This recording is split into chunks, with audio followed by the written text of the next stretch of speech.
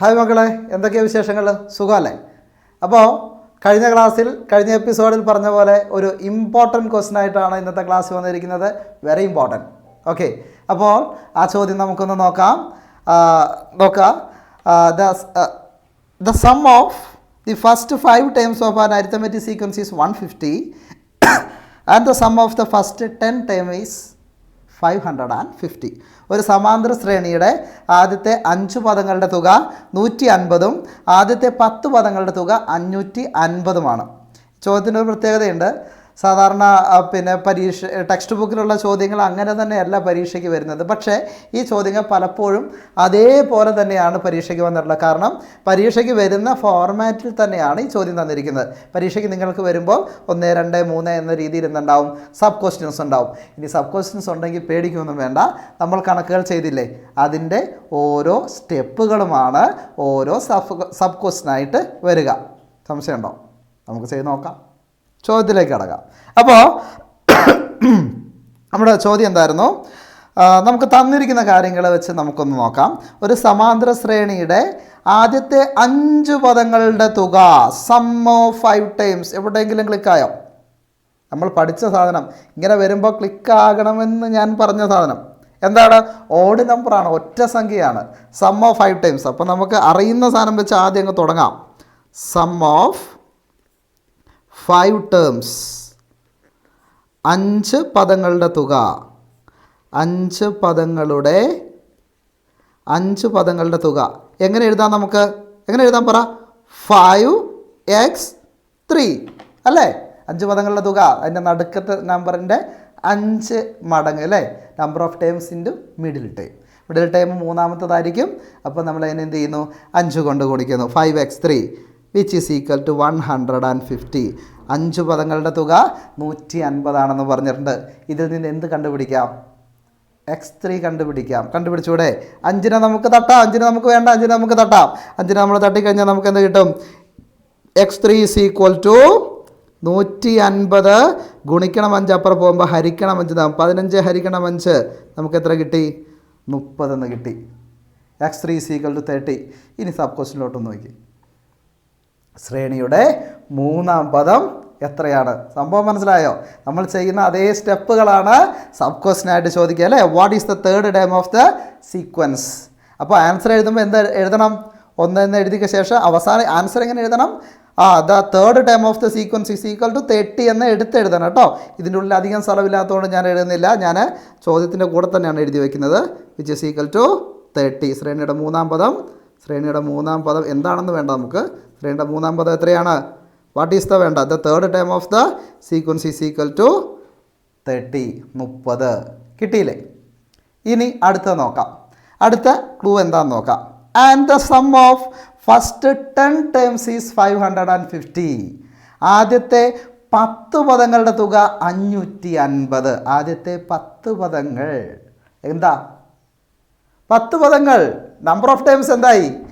ഈവനായി, ഇരട്ട സംഖ്യ. Number of times എന്തായി? ഇരട്ട സംഖ്യ അല്ലെങ്കിൽ ഈവൻ നമ്പറായി. ഈവൻ നമ്പർ വെച്ച് നമുക്ക് എങ്ങനെയാണ് ചെയ്യാൻ വേണ്ടി പറ്റുക? നമുക്കതിൽ എന്ത് ചെയ്യണം? പെയർ ചെയ്യണം. അതിനെന്ത് ചെയ്യണം? പെയർ ചെയ്യണം, ജോഡികളാക്കണം. അങ്ങനെയാണെങ്കിൽ 10 ടേംസ് എന്നാണ് പറഞ്ഞിരിക്കുന്നത്. നമുക്ക് അതിനെ എങ്ങനെ ജോഡികളാക്കാം? എത്ര ജോഡികളുണ്ടാവും? 5 ജോഡികളുണ്ടാവും. നമ്മൾ പറഞ്ഞ അതേ സ്റ്റെപ്പുകൾ തന്നെയാണ്. നമ്മൾ അതിൽ നിന്ന് മാറി ഒന്നും പോകുന്നില്ല. നമ്മളിങ്ങനത്തെ ചോദ്യം വരുമ്പോൾ എന്തെഴുതും? സം ഓഫ് 1 പെയർ, ഒരു ജോഡിയുടെ തുക സമം ടോട്ടൽ തന്നിരിക്കുന്നത് എത്രയാണ്? 550 ഡിവൈഡ് ബൈ 10 എണ്ണം ഉള്ളത് കൊണ്ട് എത്ര പേരുണ്ടാവും? 5 പേരുണ്ടാവും. 550 ഹരിക്കണം 5. ഹരിക്കാല്ലേ? 5 കൊണ്ട് ഹരിക്കാല്ലേ? എത്ര പ്രാവശ്യം കിട്ടും? ഓരോന്നിനും ഓരോ പ്രാവശ്യം 110 എന്ന് കിട്ടും. ഹരിച്ച് നോക്കണേ, ചാടിക്കറി ഇത് മാത്രം നോക്കി എഴുതരുത്. 110 എന്ന് കിട്ടും. ഒരു ജോഡിയുടെ തുക. ഇതിൽ നമ്മൾ ജോഡികളാക്കുകയാണെങ്കിൽ 1-ാമത്തെ സംഖ്യയും 10-ാമത്തെ സംഖ്യയും നമ്മൾ ജോഡികളാക്കും. പിന്നെയോ 2-ാമത്തെ സംഖ്യയും 9-ാമത്തെ സംഖ്യയും നമ്മൾ ആക്കൂലേ? അങ്ങനെ ജോഡികളാക്കുമ്പോൾ നമുക്ക് അറിയുന്ന നമ്പറുള്ള ഏതെങ്കിലും പെയറുണ്ടോ? നമുക്കിവിടെ 3-ാമത്തെ സംഖ്യ അറിയാം. അല്ലേ? 1 10, 2 9, 3 8 നമ്മൾ എന്ത് ചെയ്യുക? ജോഡികളാക്കുക. അങ്ങനെയെങ്കിൽ അതെടുത്ത് എഴുതാം അല്ലേ? അതായത് x3 പ്ലസ് x8, x3ൻ്റെ പേർ ആരാണ്? 8ാമത്തെ സംഖ്യയാണ് x8 which is equal to 110. ഇതിൽ x3 എത്രയാണ് നമുക്കറിയാം, നമ്മളിവിടെ എഴുതി വെച്ചിട്ടുണ്ട്. എത്രയാണ്? 30. 30 plus x8 is equal to 110. Then x8 is equal to 110. 30നെ നമുക്ക് വേണ്ട, അവനെ നമുക്ക് അങ്ങോട്ടേക്ക് കൊണ്ടാകാം. -30 എത്രയാണ്? 110ൽ നിന്ന് 30 കുറച്ച് കഴിഞ്ഞാൽ എത്ര കിട്ടും? 80 എന്ന് കിട്ടും അല്ലേ? നമുക്ക് എത്ര കിട്ടും? 80 എന്ന് കിട്ടും. x8 എന്ന് പറഞ്ഞാൽ എന്താ? 8ാമത്തെ പദം. നമ്മുടെ രണ്ടാമത്തെ സബ് ക്വസ്റ്റൻ ഒന്ന് നോക്കി. എന്താ? 8ാം പദം എത്രയാണ്? 8th time. കിട്ടിയോ? അങ്ങനെയെങ്കിൽ നമുക്ക് എന്താ? വാട്ട് ഈസ് ഒന്നും വേണ്ട. 8th term is equal to 80. 8ാം പദം എന്ന് പറയുന്നത് എത്രയാണ്? സമം 80 എന്ന് കിട്ടി. കണ്ടോ? ഞാൻ പറഞ്ഞില്ലേ, നമ്മൾ ചെയ്ത അതേ സ്റ്റെപ്പുകളാണ് എന്തായിട്ട് വരിക? സബ് ക്വസ്റ്റനായിട്ട് വരിക. ഓക്കെ അല്ലേ? അപ്പോൾ 8ാം പദം കിട്ടി. ഇനി what are the first 3 terms of the sequence? ഈ ശ്രേണിയുടെ ആദ്യത്തെ 3 പദങ്ങൾ എന്തൊക്കെയാണ്? നമുക്ക് എന്തൊക്കെ അറിയാം? ഇപ്പോൾ നമുക്കറിയുന്ന കാര്യങ്ങൾ നമുക്ക് ചുവന്ന അക്ഷരത്തിൽ എഴുതി വയ്ക്കാം. 3ാമത്തെ പദം 30 ആണെന്നറിയാം. 8ാമത്തെ പദം എത്രയാണ്? 80 ആണെന്നറിയാം. പൊസിഷനും ടേമും അറിയാമെങ്കിൽ നമുക്ക് കോമൺ ഡിഫറൻസ് കണ്ടുപിടിക്കാൻ അറിയാം അല്ലേ? അറിയില്ലേ? ഇത് വളരെ സിമ്പിളാണ് കേട്ടോ. ചിന്തിച്ചാൽ തന്നെ ഈ സാധനത്തിന് കിട്ടും. പക്ഷേ മറ്റൊരു ചോദ്യം വരുമ്പോഴും നിങ്ങൾക്ക് ചെയ്യാൻ പറ്റണ്ടേ? അതുകൊണ്ട് മാത്രമാണ് ഞാൻ ചെയ്യുന്നത് പ്രോപ്പറായിട്ടുള്ള സ്റ്റെപ്പുകൾ ഉപയോഗിക്കുന്നത്.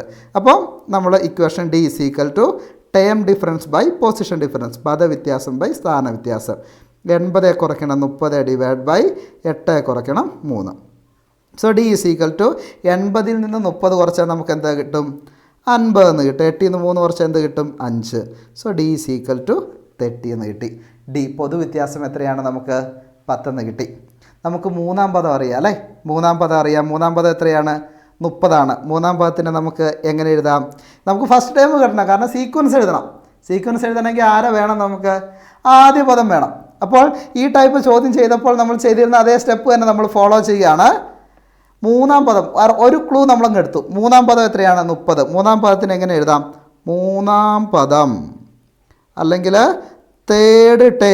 തേർഡ് ടേമിനെ നമുക്ക് എങ്ങനെ എഴുതാൻ പറ്റും? ഫസ്റ്റ് ടേമിൻ്റെ കൂടെ 2 പ്രാവശ്യം പൊതുവ്യത്യാസം കൂട്ടുമ്പോഴാണ് 3ാം പദം കിട്ടുക. അപ്പോൾ 3ാം പദം എത്രയാണ്? 30 F പ്ലസ് 2D എന്ന് എഴുതാം അതിനെ. എഫ് അല്ലേ? ഫസ്റ്റ് ടേമിലൂടെ 2 പ്രാവശ്യം പൊതുവ്യത്യാസമാണല്ലോ D. F plus 2D is equal to 30. നമുക്ക് എഫ് ആണ് വേണ്ടത്.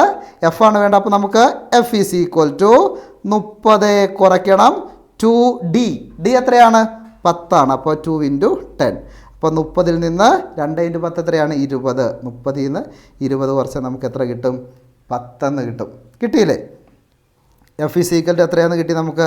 F ഈസ് ഈക്വൽ ടു 10 എന്ന് കിട്ടി. ഫസ്റ്റ് ടൈം നമുക്ക് 10 ആണെന്ന് കിട്ടി. ഇനി സീക്വൻസ് എഴുതാലോ? ശ്രേണി എഴുതിക്കൂടെ? 10ഉം കോമൺ ഡിഫറൻസും 10 വരെയാണ്. 10ഉം 10ഉം 20, 20ഉം 10ഉം 30 എക്സെട്ര. 3 ടൈമാണ് എഴുതാൻ വേണ്ടി പറഞ്ഞത്. ഇമ്പോർട്ടൻറ്റ് ക്വസ്റ്റ്യൻ ആണ് കേട്ടോ. ഒന്നും കൂടി 2 പ്രാവശ്യം ഒന്ന് കണ്ടു നോക്കണം, ചെയ്ത് പഠിക്കണം. ഓക്കെ, അപ്പോൾ നന്നായി മിടുക്കന്മാരും മിടുക്കികളായിട്ട് പഠിക്കുക. വീണ്ടും കാണാം. Take care. ബൈ.